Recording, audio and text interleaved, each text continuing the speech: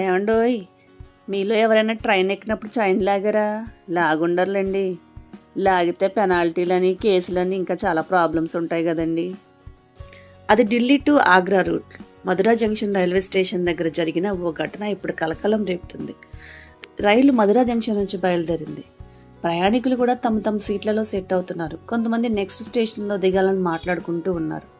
అంతలో ఓ కుర్రాడు తాను కూర్చున్న చోటు నుంచి ఒక్కసారిగా లేచాడు. వెంటనే చైన్ లాగేశాడు. రైలు ఆగిపోయింది. గబా గబా దిగిపోయి మిగతా ప్రయాణికుల వైపు భయం భయంగా చూస్తున్నాడు. అది గమనించిన ప్రయాణికులు అందరూ దిగి అతను పట్టుకున్నారు. ఎందుకు చైన్ లాగో, ఏమైంది అని అడిగాడు. ఇంతలో అటుగా వస్తున్న రైల్వే అధికారులు కూడా అతను పట్టుకుని గట్టిగా అడిగితే చైన్ ఎందుకు లాగాడో చెప్పాడు. దాంతో వారంతా ఆశ్చర్యపోయారు.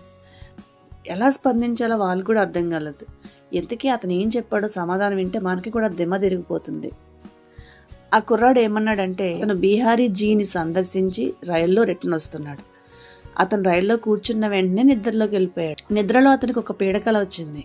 రైలు ప్రమాదం జరిగినట్లు, పట్టాలు తప్పినట్లు కలొచ్చింది. అప్పుడే మెలకు కూడా వచ్చేసింది. దాంతో వెంటనే చైన్ లాగేసి రైలు దిగిపోయాడు.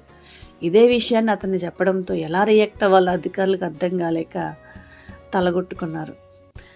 ఇతనిపై ఎలాంటి చర్యలు తీసుకోకుండా అతనికి అయితే వార్నింగ్ ఇచ్చారు. ఈ కుర్రాడికి కల రావడం వలన చైన్ లాగాడు.